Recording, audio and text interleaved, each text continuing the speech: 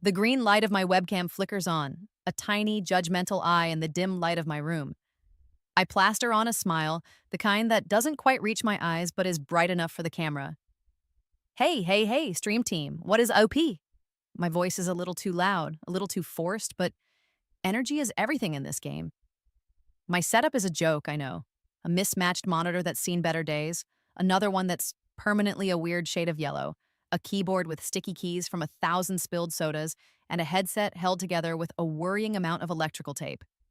But it's my cobbled together mess, and tonight the pixels are flying. I'm deep in Nova Clash. My fingers a blur on the WASD keys, my character Sparkle Bomb, zipping across the neon-drenched battlefield. The chat's actually lively for once, a steady stream of emotes and, "Let's go, Maya, I'm in the zone," actually in the zone. For a glorious few minutes, I forget about the rent, the ramen dinners, the constant gnawing feeling that I'm going nowhere. It's just me and the game. We're down to the last 3 squads. My heart's hammering against my ribs. "Okay, team, focus up," I murmur, more to myself than anyone. "We got this. Just gotta watch that flank." Then it pops up. A neon green banner across the top of my screen. A donation. Usually that's a good thing, a little dopamine hit, validation. But the username makes my stomach clench. Lux Gamer. Lux Gamer has donated $50. The robotic voice of the donation alert announces, far too cheerfully. And then the message. "Is that a potato you're streaming from? No wonder you've been stuck at 200 viewers for a year."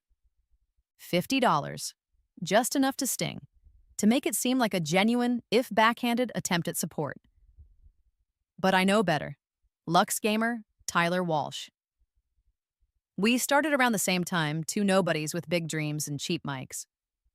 Now he's got 2 million followers, brand deals falling out of his pockets, a smile that could sell sand in the desert. And for months, almost a year now, he's been taking these little pot shots. Subtle digs on his stream, sending his legion of fans, his Lux Legion as he calls them, to raid my chat with helpful criticism that always feels more like mockery. My hands start to shake. I can feel the blood drain from my face. "Oh, thanks for the donation, Lux," I manage, trying to keep my voice even. "Appreciate the feedback." But the damage is done. My focus shatters like cheap glass. I see an enemy flicker at the edge of my screen, react a split second too late. Eliminated. The chat, which was a haven moments ago, explodes. Not with my regulars, but with them. LOL, Potato Cam strikes again. Can't even play on that garage sale setup. Lux was right, KEKW. Stick to Animal Crossing, sweetie. Tears prickle at the back of my eyes. Hot, angry tears. "All right, stream. I think that's gonna be it for tonight," I stammer, my voice thick. "Thanks for hanging out." I don't wait for goodbyes. I hit the end stream button so hard I'm surprised the mouse doesn't crack. The viewer count plummets. 212, 150, 75, 12, 0. Alone. The silence in my tiny apartment is deafening, broken only by the hum of the ancient PC. I rip off the taped headset, the cheap plastic digging into my scalp. The rage, the hurt, it's a physical thing, coiling in my gut. I storm over to my gaming rig, the one I'd saved up for months to build back when this was all just a hopeful dream, and I start yanking out cables. My hands are trembling, but not with fear. With a fury so potent it scares me. This piece of junk, this constant reminder of my failure. My phone buzzes on the cluttered desk. I glance at it. A notification. Tyler Lux Gamer Walsh is live, hosting the GamerTech pre-launch extravaganza. Big announcements, bigger giveaways, don't miss out, GamerTech. The same company that sent me a painfully polite rejection email for a partnership just last week. "We appreciate your enthusiasm, Miss Tanaka, but at this time," I snatch the phone. The screen shows Tyler, grinning, bathed in the professional glow of a studio setup. A GamerTech logo blazing behind him. He looks like a king on his throne. And I'm here in the dark with my pile of broken dreams and outdated hardware. "I wish," I whisper, the words torn from my throat, raw and desperate. I wish I could start over, knowing what I know now. My voice cracks. I'd destroy him. I hurl the phone. It smacks against the peeling wallpaper with a sickening thud and slides to the floor, screen dark. Exhaustion, sudden and absolute, washes over me. I stumble to my threadbare sofa, not even bothering with the bed. As I fall into a restless, angry sleep, a strange, almost imperceptible blue light flickers from the discarded guts of my old gaming PC. A faint, staticky hum fills the air for a moment, like an indrawn breath, and then silence. I wake up with a gasp, my heart pounding like a drum solo. The room, it's wrong. Not wrong, but cleaner, less cluttered. The motivational posters I bought last year are missing from the walls, replaced by bare, slightly discolored paint. My overflowing laundry basket is nowhere to be seen. It's my apartment, undeniably, but an earlier version of it, like a snapshot from a forgotten album. Disoriented, I sit up, my head fuzzy. Did I sleepwalk and clean? Highly unlikely. The rage from last night feels distant, dreamlike. My phone. Where did I throw it? I spot it on the nightstand, not the floor where I'd hurled it. And it's different. An older model, one I haven't used in ages. I pick it up, my thumbprint unlocking it automatically. The date on the screen hits me like a physical blow. May 17th. Okay, the year. It's 2 years earlier. Exactly 2 years. No way. My voice is a shaky whisper. This has to be a dream, a really, really vivid, messed up dream. I scramble off the sofa, my legs unsteady, my computer desk. It's there, but the setup. It's my original setup, the one I started with, the single small monitor, the cheap membrane keyboard, the mouse that barely tracked. The headset isn't held together with tape. It's just old. My heart does a frantic tap dance against my ribs. I lunge for the mouse, clicking frantically. The browser opens. Old interface, familiar yet alien. History. I click. My Twitch channel, last streamed 3 days ago. 3 total streams. View count, an average of 5. Follower count, 28. 28, not 200. Not the stagnant plateau I'd been stuck on for a year. This is ground zero. Panic claws at my throat, quickly followed by a dizzying wave of something else. Not quite hope, but a wild, surging possibility. Social media, I mutter, my fingers flying across the ancient keyboard. Tyler Walsh, Lux Gamer. I find his profile. No slick graphics, no blue checkmark. Follower count, 50. His last post is a grainy photo of a new game he's excited to try. He hasn't even started his regular streaming schedule. He's a nobody, just like me. I lean back in my creaky chair, the springs groaning in protest. My mind is racing, trying to process the impossible. 2 years. I have 2 years of knowledge. Every gaming trend that's about to hit, every viral moment, every industry shift, every sponsorship deal, every betrayal. The rise of Cosmic Rift as the next big esport. The fall of Heroes Vanguard after the disastrous patch 3.5. The exact week Flora Valley would become the cozy game sensation. I know which indie darlings will explode and which AAA titles will disappoint. The initial disbelief, the sheer mind-bending shock, begins to recede, replaced by a bubbling, almost manic exhilaration.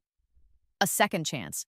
This isn't a dream, this is real. I'm back. My bank account. I need to check my bank account.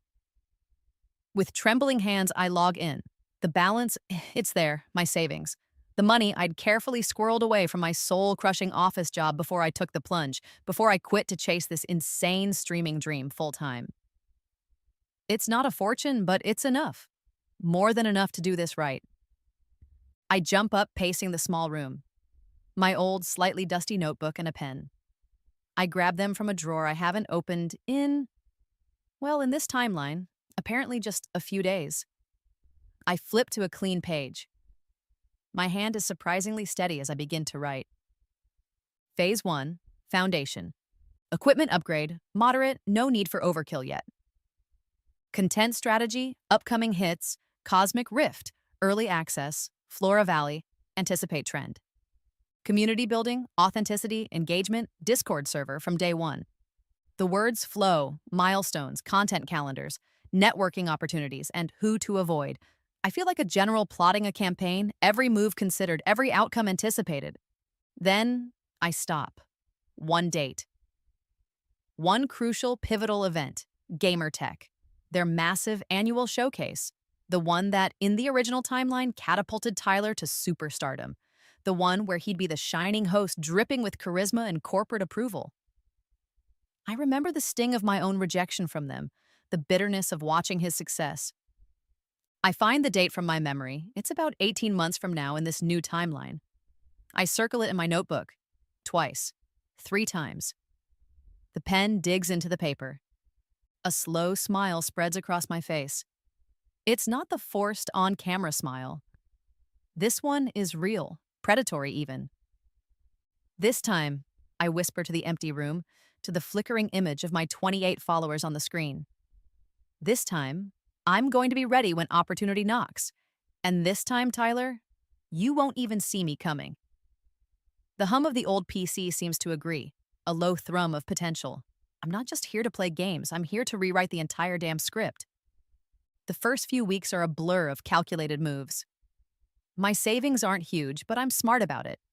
I don't splurge on the flashiest gear. I remember the sting of Tyler's potato comment. But I also know that genuine connection trumps top-tier tech in the early days.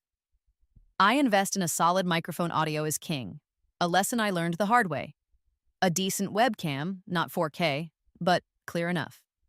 A second monitor, a cheap one, but it's a game changer for managing the stream.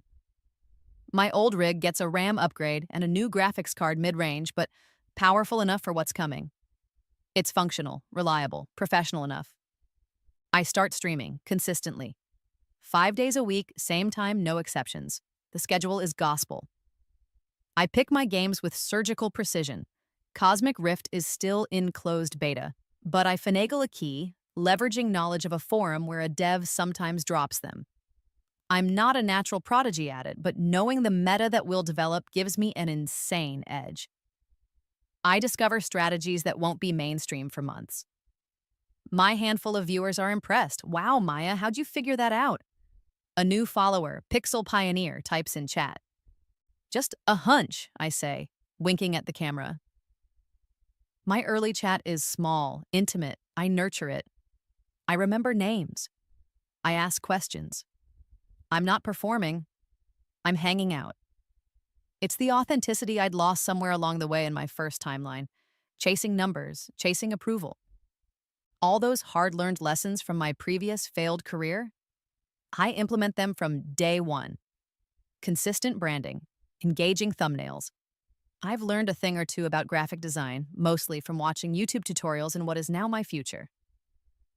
Cross-promotion on other platforms. Even though my Twitter account has 12 followers, I'm building an ecosystem. About a month in, I go to a small local gaming event. The kind of thing I'd have skipped in my original timeline, too focused on the online grind. And there he is, Tyler Walsh. He's different. No swagger, no condescending glint in his eyes. He's just a guy, a little awkward, handing out homemade flyers for his barely there stream. He has a booth that's basically a card table and a borrowed monitor. He's friendly, enthusiastic. He recognizes me from a local streamer Discord we're both in. Maya, right? Sparkle Bomb? He says, extending a hand. Love your Cosmic Rift streams, man. You're killing it. It's jarring. This is the guy who will, in another life, become my nemesis, the source of so much frustration and humiliation. But here, now, he's just Tyler, full of potential, not yet twisted by the allure of fame and fortune. A part of me still recoils, the phantom sting of his future mockery echoing in my mind. But another more strategic part sees an opportunity. Hey, Tyler, Lux Gamer, yeah? I reply, shaking his hand. Thanks, man. You thinking of getting into Cosmic Rift? Definitely, he says, his eyes lighting up. Looks like the next big thing. Any tips for a newbie? He's so earnest. It almost makes me feel guilty. Almost. It's all about mastering the gravity slingshots early, I say, giving him a genuine tip, one that will actually help. He listens intently, then, the suggestion I'd half expected, half dreaded. Hey, we should collab sometime. Boost each other, you know? My first instinct is to say no, to keep my distance. But the pragmatic voice, the one that's been guiding my every move since my rebirth, chimes in. Networking, growth. He has a slightly different audience, even now, cross pollination. Reluctantly, I agree. Yeah, could be fun. Let's set something up. Our first collaboration stream is surprisingly good. We play Dungeon Delvers Duo, a co op indie game I know will have a small surge in popularity next month. My future knowledge makes me seem like a natural strategist, effortlessly guiding us through a particularly tough dungeon that other new players are struggling with. Tyler is visibly impressed. He's loud, a bit goofy, more reliant on exaggerated reactions than skill, but he's entertaining. Our dynamic works somehow. My calm, knowledgeable approach balances his chaotic energy. Dude, Maya, you're a genius, he exclaims after we clear the final boss. How did you know that secret passage was there? Just a lucky guess, I lie smoothly. The chat is eating it up. My viewer numbers, usually hovering around 50 by now, jumped to over 150 during the collab. His do too. It's a win-win. After the stream, he DMs me. Seriously, Maya, thanks. That was awesome. Any other games you got your eye on?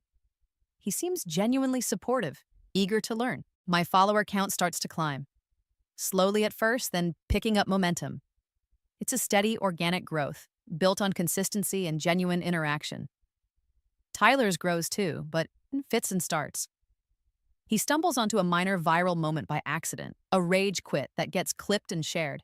He leans into it. His content becomes flashier, more reliant on exaggerated reactions, clickbait titles. He starts doing more giveaways, funded by what I suspect are early small-time sponsors he's hustling. I watch his transformation with a strange sense of detachment, like a biologist observing a specimen. The first signs of the arrogant Lux gamer I knew are beginning to surface. He starts making little jabs at other small streamers, nothing too overt, but the dismissive tone is there. During one of our later, less frequent collabs, we brainstorm a new segment idea for his channel. A week later, he launches it, presenting it as entirely his own. He doesn't even mention our conversation. The sting is familiar. 6 months. 6 months into this new life, and I hit 50,000 followers. It took me almost 2 years to reach that point in my previous timeline. The notification pops up midstream. A genuine, unforced smile breaks across my face. 50,000! You guys are amazing! I exclaim, my voice thick with real emotion this time. Thank you, thank you, thank you. The next day, an email lands in my inbox. The subject line, partnership opportunities, Gamertech. My breath hitches. Gamertech, already? In my original timeline, I hadn't even dared to apply to them until I was well over 100K, and even then, it was a rejection. I open the email, my heart pounding. It's a junior marketing manager. They've noticed my consistent growth and strong community engagement, particularly in emerging game titles. They're interested in discussing a potential collaboration. I lean back, a slow smile spreading across my face. The notebook is still on my desk, open to that meticulously planned page. Gamertech, circled in red. Right on schedule, I murmur. Tyler Walsh might be chasing viral spikes, but I'm playing the long game, and the board is starting to look very interesting indeed. 1 year, 12 months since I woke up in a past I thought was gone forever. My channel, Sparkle Bomb, isn't just a hobby anymore. It's a rising force. I have 250,000 followers.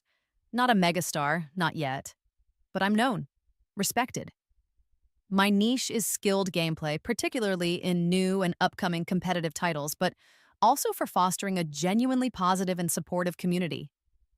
The Sparkle Squad, they call themselves. It's cheesy, but it's ours. I make sure my mods are active, that toxicity is squashed quickly but fairly. We're a haven, not a battlefield. Tyler, or Lux Gamer as the world now knows him, is at 500,000, 500,000. His growth has been explosive, fueled by a relentless barrage of flashy stunts, high stakes, and sometimes questionable giveaways, and an increasing number of call-out videos. He targets other streamers, big and small, manufacturing drama, feeding the insatiable hunger of the internet for conflict.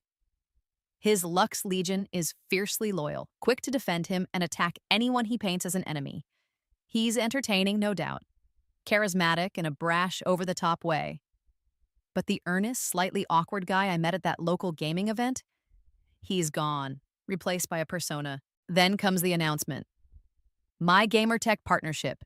It's not a headline deal, not the kind Tyler is probably already angling for. It's a smaller sponsorship. They'll provide some gear, feature me on their social media for upcoming indie titles they're promoting, maybe a spot in a smaller online tournament, but it's a foot in the door, a significant industry-recognized foot, and it comes with potential, huge potential. The email from them had hinted at larger opportunities for creators who demonstrate strong performance and brand alignment. I announce it on stream, genuine excitement in my voice. Guys, I'm so thrilled to share that I'm officially partnering with Gamertech. The Sparkle Squad erupts. Congratulatory messages flood the chat. It feels good, earned. Behind the scenes, Tyler doesn't take it well. I hear through the grapevine. The streamer community is smaller than you think, that he's furious. He believes Gamertech should have approached him first. He has double my numbers, after all. He's the bigger name. He calls his contact there, someone he'd schmoozed at an industry mixer, and apparently throws a minor tantrum. The public digs start almost immediately. Subtle at first. During one of his streams, while unboxing a new piece of non-Gamertech equipment, he smirks.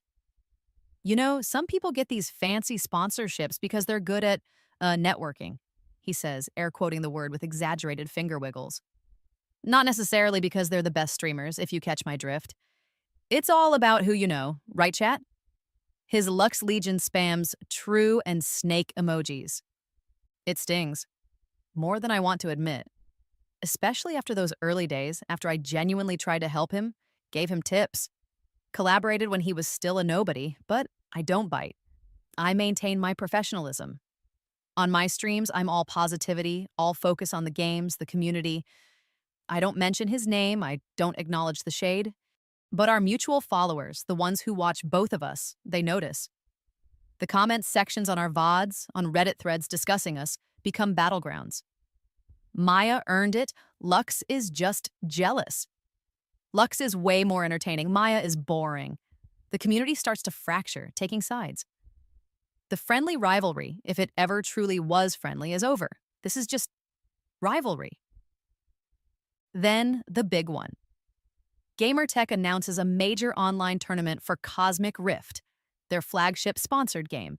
A huge prize pool, massive exposure, and guess who are among the invited headline streamers? Me and Tyler. This is it. My future knowledge, my secret weapon, feels like a live current under my skin. I know this game. I know the meta that's going to dominate this tournament, the character builds that will be unstoppable, the map strategies that nobody else has figured out yet. For weeks, I practice, not just grinding mechanics, but drilling the exact strategies I know will lead to victory. I study VODs from what would have been future tournaments in my old timeline, memorizing plays, counterplays. I'm not just preparing, I'm programming myself for success. Tournament day. It's an all-day affair, streamed live on Gamertech's official channel, with casters, analysis, the whole 9 yards. Millions are watching. I play methodically, calmly, executing my pre-planned strategies flawlessly. I don't showboat, I don't taunt, I just win. Round after round, Tyler is also advancing. He's a good player, I can't deny that. Flashy, aggressive. He relies on surprising his opponents, on raw mechanical skill. He's clearly put in the hours. He wins his matches with a lot of shouting, a lot of hype. The crowd loves him, and the brackets converge. The inevitable happens. The grand finals, Sparkle Bomb versus Lux Gamer. Me versus Tyler. The casters are hyping it up. The methodical mastermind versus the aggressive showman. This is the matchup we've all been waiting for. My heart is surprisingly calm. This moment. I've seen it coming for a year. He sits across from me in the virtual lobby, his Lux Gamer avatar exuding a cocky confidence. He sends me a private message in the game client. Ready to get wrecked, Potato Cam?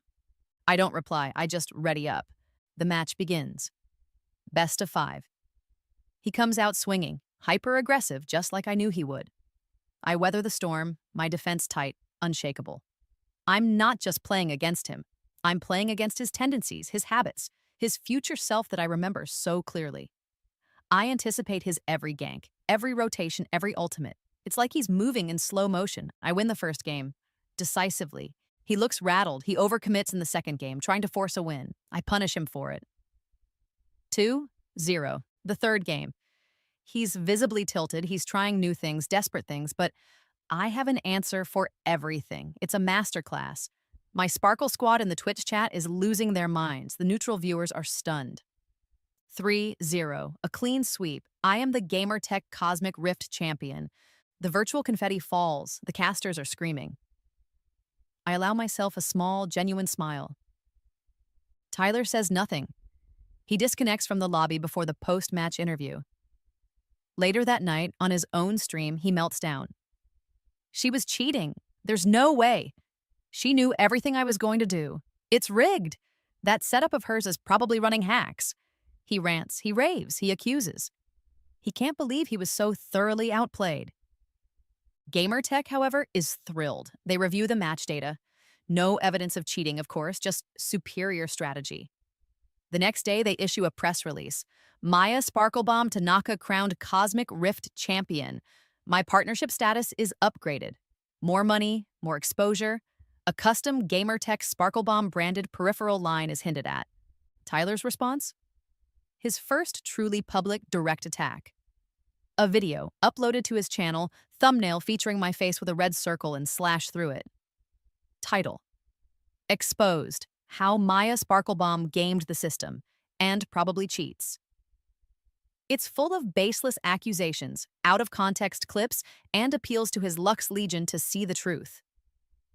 My followers rush to my defense. They post clips of my clean gameplay, of my strategic brilliance. But Tyler's audience is larger, louder. The harassment starts. My social media mentions are a cesspool. My chat is constantly being raided by his fans, spamming cheater and fraud. It's a deluge of negativity. The old Maya would have crumbled. The old Maya would have cried, would have quit, would have let him win. But I'm not the old Maya. I refuse to respond with hostility. I don't make a counter video. I don't engage in the mudslinging. Instead, I go live. I thank Gamertech. I thank my community. I talk about my love for the game, my passion for strategy. I play Flora Valley, the cozy farming game, and build a lovely little turnip patch. I cultivate my garden, both in the game and in my community. My steady, authentic approach continues to draw people in. My numbers keep climbing. Tyler's numbers are big, but they're controversy-driven. He needs the drama to survive. I just need to be me, the me I was always meant to be. The rivalry isn't just about numbers anymore. It's about style, substance. And I know, with a certainty that chills me to the bone, that this is only the beginning. 18 months, a year and a half since I woke up with the future in my head. My channel, Sparklebomb, is booming. 800,000 followers. It's not just a channel, it's a community, a brand. I'm known for my skill, yes, but also for my positive attitude, my charity streams, my support for up-and-coming creators. I'm the streamer people want their kids to watch. Tyler, Lux Gamer, he's hit the 1 million mark and then some. His growth is still undeniable, but it's built on a precarious foundation of drama, call-outs, and a fan base that thrives on outrage. We exist in a state of fragile public peace. We don't interact, we don't mention each other. But we're always there, two titans in the same space, constantly vying for the same spotlight, the same sponsorships, the same eyeballs. The tension is a silent, thrumming thing in the background of every stream, every industry event. Then Gamertech makes its move. Their annual flagship event, the Gamertech Showcase, is approaching. It's a week-long extravaganza of new game reveals, tech demos, celebrity appearances, and exclusive interviews. It's the E3 of the streaming world and Gamertech's biggest marketing push of the year. They approach both of us. Separately at first, then a joint call. Maya Tyler, says a smooth voice, a senior executive named Marcus Thorne, whose picture I've seen in industry magazines. We have a proposition. We believe the two of you, as our leading partnered creators, represent the best of what Gamertech stands for. We'd like you to co-host the showcase. Co-host? With Tyler. My stomach churns. The idea of sharing a stage with him, of pretending there isn't this chasm of resentment and rivalry between us, is distasteful. But Thorne continues, outlining the vision, playing to our strengths. My analytical insights and deep game knowledge for the demos and developer interviews. Tyler's high-energy charisma for the hype segments and audience interaction. Think of the combined reach, Thorne says, his voice practically purring. The narrative. Two top streamers joining forces for the biggest gaming event of the year. It's a massive professional opportunity, the kind that can define a career. My mind races. Can I do this? Can I work with him? The old Maya would have been intimidated, probably manipulated. The new Maya sees the chessboard. Despite my reservations, despite the bad blood, I hear myself agreeing. It sounds like an incredible opportunity, Marcus. I'm in. Tyler, on the other end of the call, is surprisingly agreeable. Yeah, Marcus, sounds epic. Maya and I will crush it. Best showcase ever. His voice is all charm, all enthusiasm. The planning meetings begin. Virtual calls, mostly. Tyler is different. He's the charming, collaborative Tyler I glimpsed briefly at that local gaming event so long ago. He's full of ideas, some genuinely good. He compliments my suggestions. He's deferential, even. Maya, that's a brilliant angle for the Cyber Stallion 2 segment. Totally using that. I'm thrown off balance. Could it be? Could my presence, my altered trajectory have actually changed him? Did he see my success, my gamertech partnership, my tournament win, and realize that antagonism wasn't the only path? A sliver of hope, naive and unwelcome, lodges in my chest. Maybe this co-hosting gig could be a truce, a genuine one. We develop concepts together, innovative, interactive segments, ways to engage the live audience and the millions watching online. I bring my knowledge of upcoming tech and game design principles. He brings his knack for viral moments and audience hype. It's working. We're actually creating something exciting, something bigger than either of us could do alone. I even start to not like him, but tolerate him. Respect his hustle, maybe, the week before the showcase. Rehearsals are starting. I'm running through my script for a deep dive segment on procedural generation in open world games. My phone buzzes, a message from an old contact, a mid-level tech at gamertech I'd befriended during my initial partnership talks, someone who owes me a small favor. Maya, thought you should know. Tyler had a private meeting with Marcus Thorne and the other execs yesterday. Off the official schedule. A cold knot forms in my stomach. What about? I type back. The reply comes a minute later. He pitched them a revised concept for the showcase, yours and his ideas, but he framed them all as his. Said he had a stronger vision to carry the event. Suggested you'd be better in a more supporting role. Less technical stuff, more community spotlight fluff pieces. The air rushes out of my lungs. I feel dizzy. The room seems to tilt. And Thorne? Sounded like they bought it. Tyler's got the bigger raw numbers, right? They see him as the safer bet to headline. They're redrafting the segment schedule now. You're being sidelined. The betrayal is a physical blow, knocking the naive hope clean out of me. The charming collaborator, the supportive partner, it was all an act, a calculated, manipulative performance. He waited until all our joint ideas were on the table, until my contributions were clear, and then he moved in for the kill.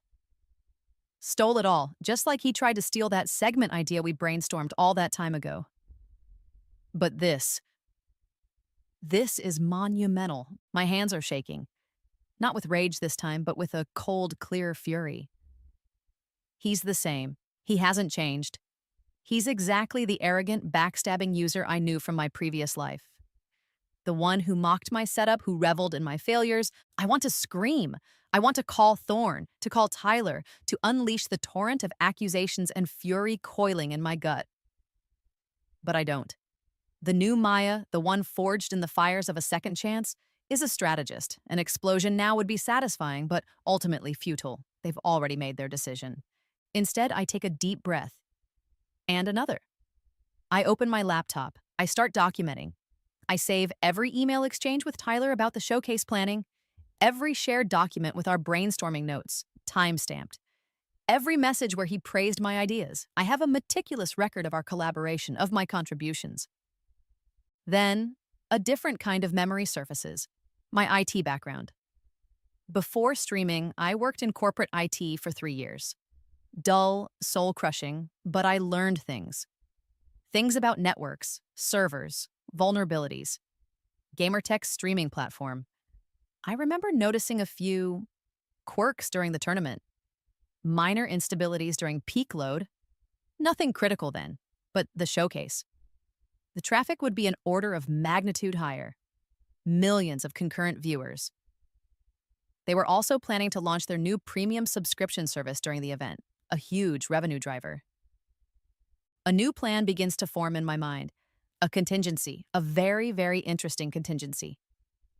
I call Tyler. My voice is calm, measured. Hey, Tyler, heard there might be some changes to the showcase structure? He's not even remotely apologetic. If anything, he sounds smug. Oh yeah, Maya, just some tweaks. Marcus and I felt it needed a more unified vision, a stronger lead. And with my numbers, it just makes sense for me to take point. Don't worry, you'll still have your moments. My ideas seemed pretty good when we were developing them together, I say, keeping the ice out of my voice. They were good, Maya, real good, he concedes magnanimously. Great starting points. But I can execute them better. Bigger platform, bigger impact. It's just business, no hard feelings. The exact same arrogance, the exact same dismissive tone from my previous timeline when he'd belittle my achievements. No hard feelings. Oh, I have feelings, Tyler, but you won't like them when I'm done. Right, I say. Just business. See you at rehearsals. I hang up. Rather than exploding, I strategically, almost meekly, accept the reduced role. I'll be the good soldier. I'll smile. I'll do my little community segments. And I'll watch. And I'll prepare. During the flurry of pre-event publicity, Tyler is front and center. He talks about his vision for the showcase, his innovative ideas for audience engagement. He takes full credit for everything. The media eats it up. Lux Gamer, the visionary. I document it all, every article, every interview, and in the quiet hours when I'm not playing my assigned diminished role, I'm reaching out to a few trusted friends in the streaming community. Streamers I've helped, streamers who value integrity. I tell them I have a hunch there might be some technical issues during the showcase, that Gamertech's platform might be more fragile than they think. I suggest, very subtly, that it might be a good idea for them to have their own streams ready to go just in case. And maybe, just maybe, if the main event goes down, they could all coincidentally decide to point their audiences towards a certain other platform, a much more stable one, mine. The showcase is anticipated to bring record traffic to Gamertech's servers. Tyler's arrogance, Gamertech's greed, their vulnerable infrastructure. The pieces are all there. The game is afoot. And this time, I'm not just playing for viewers, I'm playing for keeps. The week of the Gamertech showcase arrives like a storm front, crackling with energy, smelling of ozone, and impending chaos. Or maybe that's just my heightened senses. I'm a bundle of nerves, but not the jittery, anxious kind. It's a coiled, focused energy, like a spring wound tight. I'm the model of professionalism. I arrive early for every rehearsal, coffee in hand for the stressed-looking production crew. I offer helpful suggestions for my now truncated segments, minor tweaks to camera angles, lighting. Just want to make sure my little corner of the show looks as good as possible, I say with a bright, unassuming smile. The crew, already frazzled by the scale of the event and Tyler's particularities, seem to appreciate my low-maintenance attitude, and Tyler, in stark contrast, is a whirlwind of ego. He's frequently late, striding in like he owns the place, which, in his mind, he probably does. He makes last-minute sweeping changes to segments he'd supposedly finalized with the producers, often directly contradicting what was agreed upon. No, the pyro needs to go off here, he'd command, snapping his fingers at a bewildered-looking special effects guy. And I need a close-up on my face when I say the tagline. Extreme close-up. Got it? The Gamertech executives, especially Marcus Thorrent, are clearly enamored with Tyler. They laugh a little too loudly at his jokes, nod enthusiastically at his pronouncements. He's their golden boy, their ticket to viral success. They give him the prime segments, the most camera time, the biggest entrances. My segments are relegated to the quieter, off-peak hours, mostly focused on community engagement and indie spotlights. Important, sure, but not the headline-grabbing stuff. I'm the palate cleanser between Tyler's main courses. I use my time wisely. While Tyler is busy demanding his latte be exactly 165 degrees, I'm helping the technical team. Hey guys, need a hand with that cable run? I'd offer, rolling up my sleeves. My old IT skills might actually be useful for something. They're understaffed and overworked, so they usually accept. This gives me valuable sanctioned access. I'm not snooping, not really. I'm just observing. Making mental notes of their server architecture, their load balancing protocols, or lack thereof, their backup system configurations. I spot a few glaring vulnerabilities, things a competent IT audit would have flagged immediately. Sloppy patching, default admin passwords still in place on some non-critical but still connected systems. Their streaming platform is a patchwork of off-the-shelf solutions and custom code, clearly rushed to market. It's built for shine, not for resilience. Tyler's behavior grows increasingly dismissive, not just towards me, but towards the entire production crew. He barks orders. He belittles their efforts. Is this amateur hour? He sneers at a sound tech struggling with feedback from his mic. Get it together, people. This is the Lux Gamer Show now. During the final dress rehearsal, the day before the showcase goes live, it happens. My segment is a pre-recorded piece about the importance of accessibility in game design, something I'm genuinely passionate about. As it plays on the big screens in the empty arena, Tyler, lounging in a plush chair reserved for headline talent, lets out an exaggerated yawn. When the lights come up, he smirks at me, his voice carrying over the comms. Seriously, Maya, that's your big contribution? Important stuff, I guess, for the, 5 people who care? This is why you're still playing catch up to my numbers. People want excitement, not lectures. Marcus Thorne and a couple of other gamer tech execs standing nearby chuckle. They actually chuckle. They have no idea how much their multi-million-dollar showcase is about to depend on the very person they're allowing to be ridiculed. The irony is so thick, I could bottle it and sell it as a stress reliever. I just smile sweetly. Glad you enjoyed it, Tyler. Later that afternoon, during a production meeting I'm only peripherally part of, I learned the full extent of GamerTech's gamble. The showcase isn't just about hype. It's the grand launch of GamerTech Premium, their new subscription service. Exclusive content, ad-free viewing, early access to demos. Millions in marketing dollars have been poured into driving traffic to the platform, specifically to sign up for Premium during the showcase. And Tyler? He's set to receive a massive 7-figure bonus if they hit their ambitious subscriber targets by the end of the week. No wonder he was so keen to take over. The night before the showcase, I'm in my hotel room, going over my notes. My real notes. The ones about server capacities and traffic choke points. My phone buzzes. A message from Tyler. Try not to embarrass yourself tomorrow, Sparkle Chump. Some of us were meant for the spotlight. The rest are just background noise. I stare at the message. The old anger flickers, but it's quickly doused by the cold, clear waters of my plan. I don't reply to him.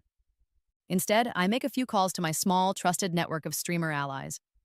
Code words we'd agreed upon. Operation Turnip Patch is a go for tomorrow. Stand by for coordinates. They confirm. They're ready. They know their roles. One last call. I dial Tyler's number. He picks up on the third ring, his voice wary. What? Tyler, I say, my voice calm, almost gentle. Tomorrow is a big day for both of us. For GamerTech. We can still do this together. We can both succeed. The original plan, our collaborative ideas, they were good. We can make this the best showcase ever, genuinely. I'm giving him one last chance. A chance to salvage something. A chance to not be the villain of this story. His laugh is harsh, dismissive. Are you kidding me, Maya? I don't need you. Never did. Your budget setup and your desperate attempts to stay relevant are just sad at this point. Tomorrow, the world sees what a real star looks like. Stay out of my way. He hangs up. I close my eyes for a moment. So be it. He's made his choice, and now I make mine. I open my laptop, my personal streaming dashboard. I check my setup. Everything is green. My own platform, built with resilience, ready for a surge. The stage is set, the players are in position. Tomorrow, the show begins. And it's going to be one for the history books, just not the way Gamertech or Tyler Walsh expects. The day of the Gamertech showcase dawns bright and buzzing, a palpable thrum of anticipation in the air. Backstage is a controlled chaos of techs, producers, PR people, and the occasional bewildered-looking celebrity gamer. I arrive early, of course, calm amidst the storm. Tyler makes his grand entrance an hour later, entourage in tow, sunglasses on indoors, already in character. The showcase kicks off with a dazzling opening ceremony. Lasers, pyrotechnics, a thumping soundtrack. Tyler strides onto the main stage as the primary host, and I have to admit, he's good. Charismatic, commanding, he works the live audience into a frenzy. He's a natural showman, feeding off their energy. Millions are tuning in online across Gamertech's platform and their syndicated feeds. The viewer numbers are already astronomical. I perform my allotted roles perfectly. My early segment is a short, pre-recorded interview with an indie dev team. I keep it engaging, insightful, highlighting their passion. The live audience response is polite, a gentle ripple before Tyler storms back on for a major game reveal that sends them into hysterics. Behind the scenes, when the cameras are off, Tyler's dismissiveness continues. A condescending pat on my shoulder here, a muttered, "Stick to the small stuff, sweetie," there. I just smile, a serene, knowing smile that seems to unnerve him more than any argument would. My main live segment is scheduled for mid-afternoon, a showcase of promising indie games being launched exclusively on the Gamertech platform. It's a lower-key part of the event, designed to give viewers a breather between the AAA blockbusters. As I step onto the smaller B stage, I take a deep breath. This is it, Phase 1. "Hey everyone, Sparkle Bomb here," I begin, my voice warm and inviting. We've seen some incredible big-budget titles today, but now I want to shine a light on some truly innovative indie gems that you can play right now on the Gamertech platform. I walk through their 3 different games, my enthusiasm genuine. They actually are pretty cool titles. For each one, I smoothly, subtly encourage the viewers. And folks, if this looks like your kind of game, you can download the demo or wishlist it on the Gamertech store this very second. Show these amazing devs some love. I can see the real-time analytics on a discrete monitor, a small surge in traffic to those specific store pages on Gamertech's site. Good. A little warm-up for their servers. I wrap up my segment, thank the audience, and step off stage, my heart thumping a steady rhythm of anticipation. The showcase continues. More big reveals, more Tyler preening and hyping. Then, the moment approaches. Tyler's keynote segment. The grand unveiling of Gamertech Premium. This is the centerpiece of their entire strategy. As Tyler takes center stage, bathed in a golden spotlight, a hush falling over the arena. I tap a command into my discreet burner phone. Go. Around the world, my network of allied streamers, all live on their own channels, simultaneously receive the signal. "Hey chat," says Pixel Pioneer to his 20,000 viewers. "Heard Gamertech Premium is launching right now. Let's all go try and sign up at once and see if their servers can handle the Pixel army." Similar messages, tailored to their own communities, go out from a dozen other channels. Tens of thousands of dedicated fans, all directed to the Gamertech Premium sign-up page at the exact same moment. A beautifully orchestrated, perfectly legitimate flash mob of digital enthusiasm. On stage, Tyler is building to his crescendo. "For years, you've asked for more exclusives, more access, more Gamertech, and we've listened." Behind him, on the giant screen, the Gamertech Premium logo is meant to animate gloriously. Instead, the loading animation starts to stutter.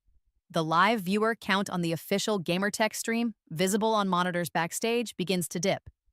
5 million, 4.8 million, 4.5 million. I'm monitoring the traffic patterns on another hidden feed, using web analytics tools I know well. The initial surge from my indie segment was a ripple. This coordinated sign-up wave is a tsunami. Their servers are showing critical strain, latency skyrocketing, packet loss. I can see the exact choke points I'd identified earlier turning deep red on my monitor. Tyler, oblivious, continues his rehearsed speech, his voice booming. Today, we're not just launching a service, we're launching the future of gaming. Introducing GamerTech Premium.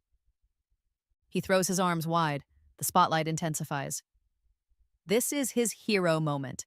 And that's when it happens. The GamerTech platform crashes completely. The mainstream cuts to a buffering wheel. Then, an error message. The giant screen behind Tyler flickers, goes black, then displays a dreaded 503 service unavailable. The live viewer count across all official channels plummets to 0.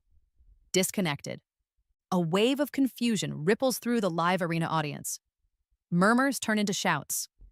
Technicians are scrambling backstage, headsets crackling with panicked voices. Backup systems, the ones I'd noted had shoddy configurations, fail to engage properly. They're dead in the water. Tyler stands there, frozen in his triumphant pose, the golden spotlight now making him look foolish and exposed. His smile wavers, then collapses. Technical difficulties. He stammers into the dead microphone. He looks wildly around, his bravado evaporating. This is my cue. I walk calmly from the wings, microphone in hand. One I'd ensured was on a separate, reliable audio board. I step onto the main stage. Good evening, everyone, I say, my voice clear, steady, carrying through the arena's PA system, which is thankfully still operational. It seems we're experiencing some significant technical difficulties with the main broadcast. I glance at Tyler, who looks like he's seen a ghost. While the brilliant team at GamerTech works tirelessly to resolve this, I'd hate for you all to miss out on the excitement. I turn to the main camera, the one that should be broadcasting to millions but is currently dark, but I know other cameras are still rolling news crews, independent media. So, I continue, a confident smile on my face. The show must go on, right? If you'd like to continue enjoying the GamerTech showcase, or at least my version of it, please join me live on my personal streaming channel, Sparklebomb on Twitch. I've got a few surprises and I promise my servers can handle it. My viewership, already primed by my allied streamers who are now frantically directing their audiences to my channel, skyrockets. 100K, 500K, 1 million. 1.5 million concurrent viewers. On my platform, my chat is a blur of Maya Saves the Day, Sparkle God, Potato Cam, FTW. GamerTech executives, including a horrified Marcus Thorne, are watching from the VIP booth as their flagship event implodes on live television, their premium service launch a smoking crater. Tyler is having a full-blown meltdown on stage, shouting at a hapless technician, his carefully constructed image shattering in real time. And me? I'm in my element. I smoothly transition to an impromptu quanda, take requests for games to play, crack jokes. I am the consummate professional, the calm in the storm, the streamer who saved the broadcast. The GamerTech showcase is indeed one for the history books. Just not the way they wrote the script. I did. The GamerTech Premium service launch isn't just a failure. It's a spectacular public relations inferno. GamerTech showcase crashes and burns, screams one headline. Lux Gamer meltdown goes viral, blares another. The fallout is immediate and brutal. Backstage, as I'm calmly winding down my impromptu Save the Day stream, which peaked at just over 2.2 million viewers, by the way, Tyler is apoplectic. I can hear his shouts echoing from a nearby green room. He's blaming the technical staff, the lighting guy, the caterers, anyone but himself or the fragile platform he was championing. It's not a good look. Security eventually has to escort him out when he reportedly throws a monitor. In stark contrast, my quick thinking and the seamless transition to my personal stream receive widespread industry praise. Social media is flooded with clips of me effortlessly handling the crisis, juxtaposed with Tyler's on-stage tantrum. My follower count, which was already a healthy 800K before the showcase, explodes. It surges past Tyler's, then past 1.5 million, and keeps climbing. For the first time, I'm definitively bigger than him. Much bigger. GamerTech's stock price plummets by 15% in after-hours trading. The failed launch, coupled with the very public display of their platform's instability, spooks investors. An internal investigation is immediately launched. They find no evidence of a malicious DDoS attack, no external sabotage. The official report, which I managed to get a leaked copy of thanks to my tech contact, concludes that the crash was due to an unprecedented but legitimate surge in user traffic, hitting previously unidentified architectural vulnerabilities in their server infrastructure. In other words, their systems simply couldn't handle the success they'd engineered. My coordinated flash mob of signups was the tipping point, but the underlying weakness was all theirs. My role in salvaging what could be salvaged from the broadcast and in keeping a massive audience engaged when Gamertech's own platform failed makes me the unlikely hero of the debacle. Industry publications, the ones that had previously fawned over Tyler, are now running features on Maya Sparklebomb Tanaka, Grace Under Pressure. Tyler, predictably, doesn't take his fall from grace quietly.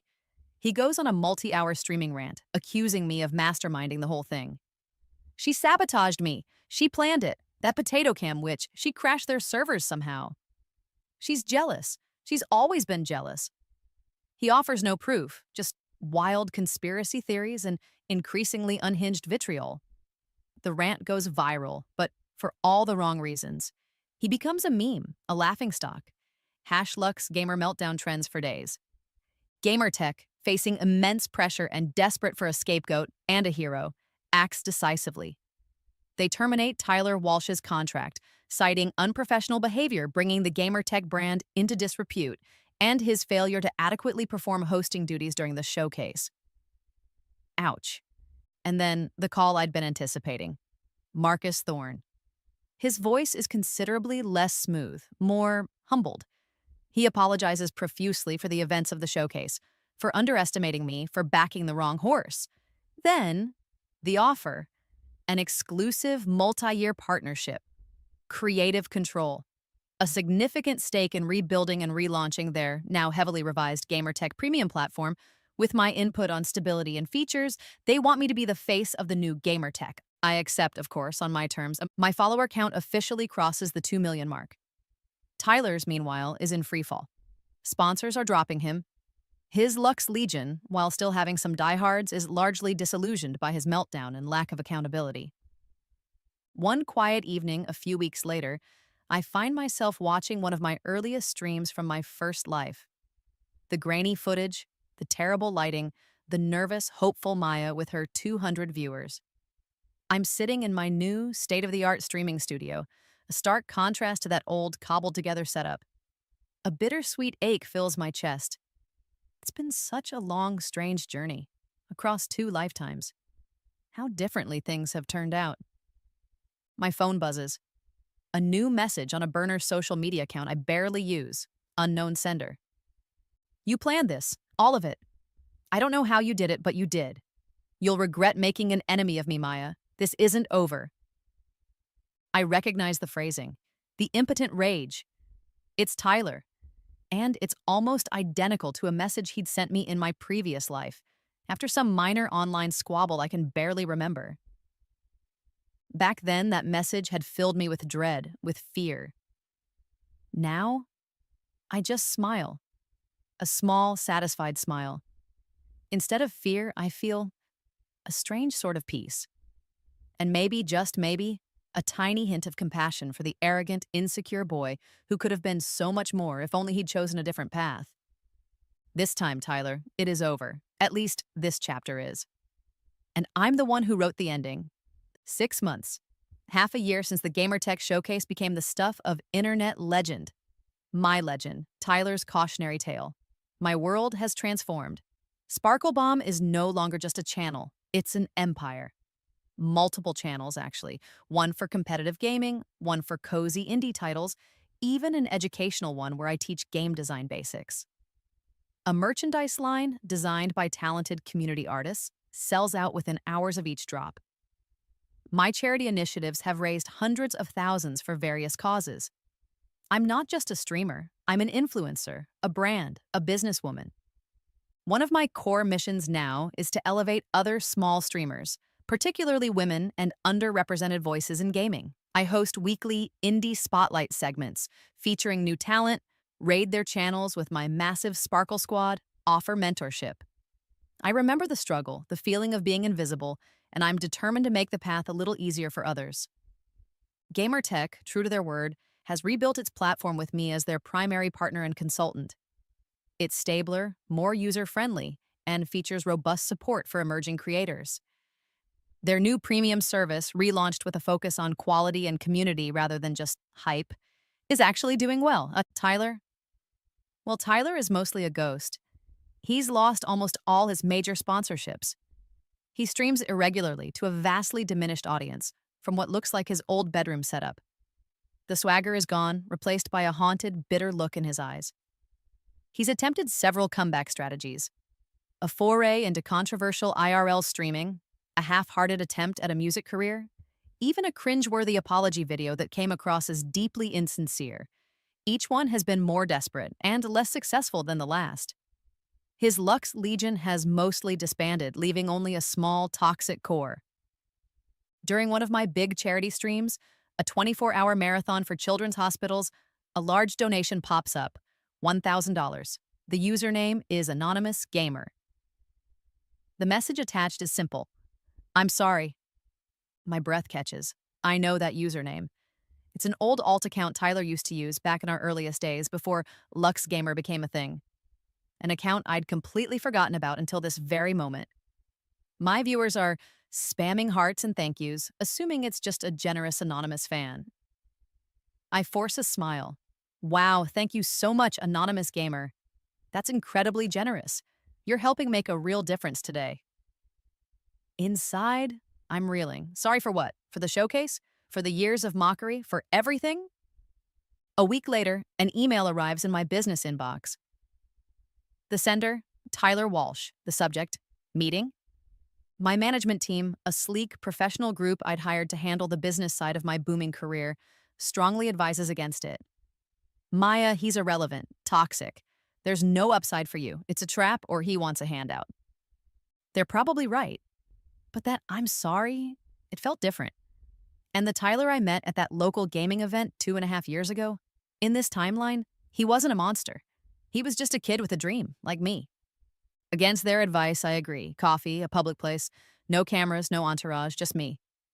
He's already there when I arrive, sitting at a small table in the corner, nursing a cup of what looks like black coffee. He looks smaller, humbled. The flashy Lux Gamer persona is completely gone. He's just Tyler again. He stands up awkwardly when he sees me. "Maya, thanks for coming," he says, his voice quiet, almost raspy. "Tyler," I nod, sitting down. The silence stretches for a moment. He stares into his coffee cup. "Look," he begins, then stops, takes a breath. "What happened at the showcase?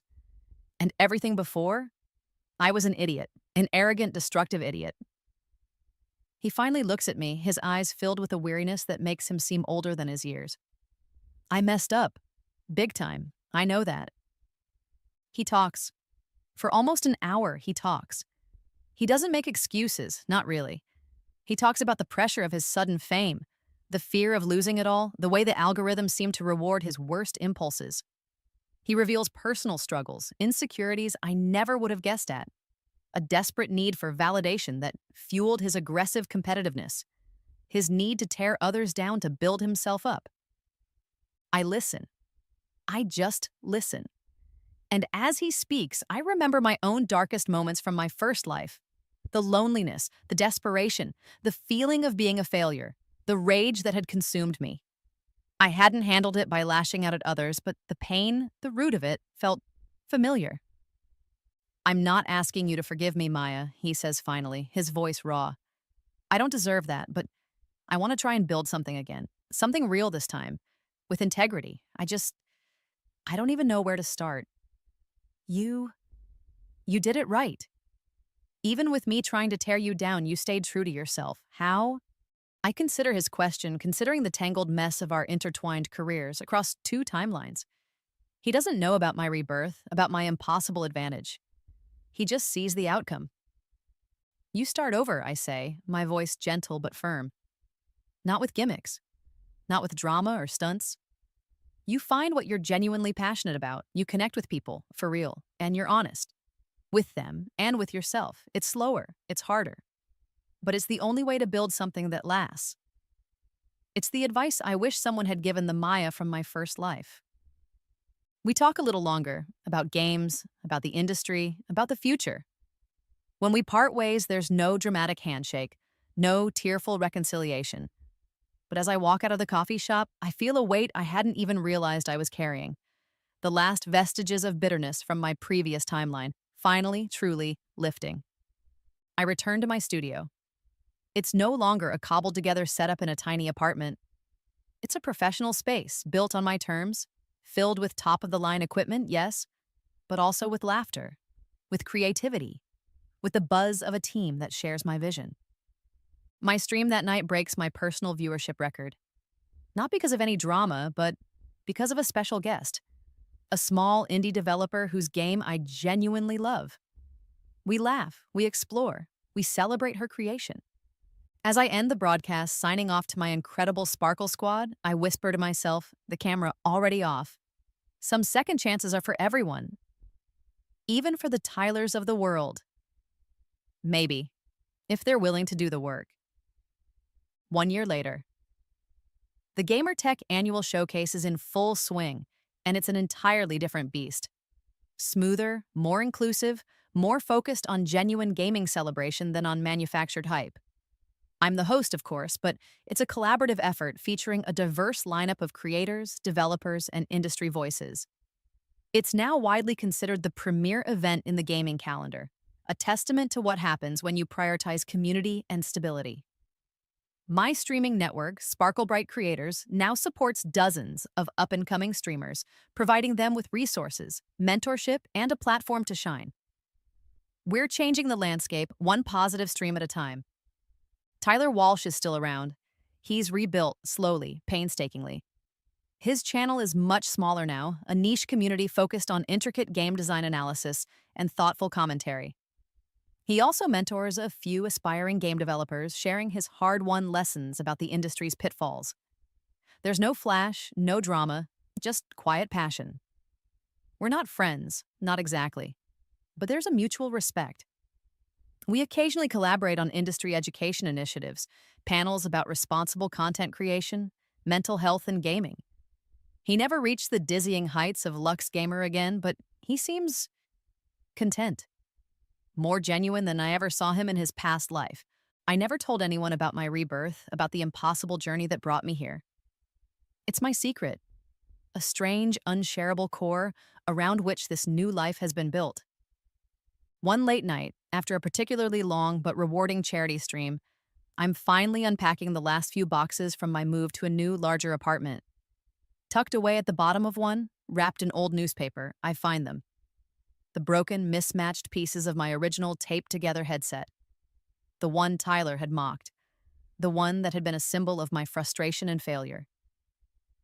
As I hold the pieces in my hand, a faint, familiar electrical current seems to hum through them, just for a second. A whisper of static, a flicker of blue light in my memory. And then it's gone. For good this time, I smile. I take the broken headset and place it carefully in a small, empty display case on a shelf in my streaming room. A reminder, not of failure, but of beginnings, of where I started both times.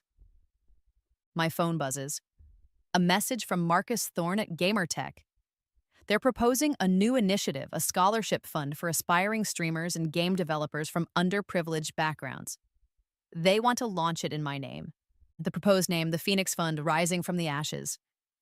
A genuine, heartfelt laugh escapes me. Perfect. I type back my approval, a wide smile on my face. I turn on my camera for a spontaneous, unscheduled stream. Just a quick goodnight to my community. Thousands flood in immediately. Hey, Sparkle Squad, I begin, my voice warm, intimate. Just wanted to say hi, and for anyone new tuning in, anyone just starting out, feeling like your setup is trash, or your numbers are too small, or someone's trying to tear you down. Listen to me. I lean closer to the camera, my gaze direct. No matter how many times you get knocked down, no matter how many times you're mocked or dismissed, your passion, your voice, that's what matters. Keep creating, keep believing. Because sometimes you have to burn it all down to build something better, something stronger, something real. As I hit the end stream button, the camera lens darkens. For a fleeting, impossible moment, my reflection in the blank monitor flickers. I see two Mayas, the broken, furious one from a life unlived, and the confident, scarred but strong one I am now. Just a heartbeat. Then the image settles, leaving only the present. The Maya who got a second chance, and not only seized it but reshaped her entire world. The Phoenix Fund. Yes, that has a nice ring to it. Rising from the ashes indeed, we all do, in our own ways.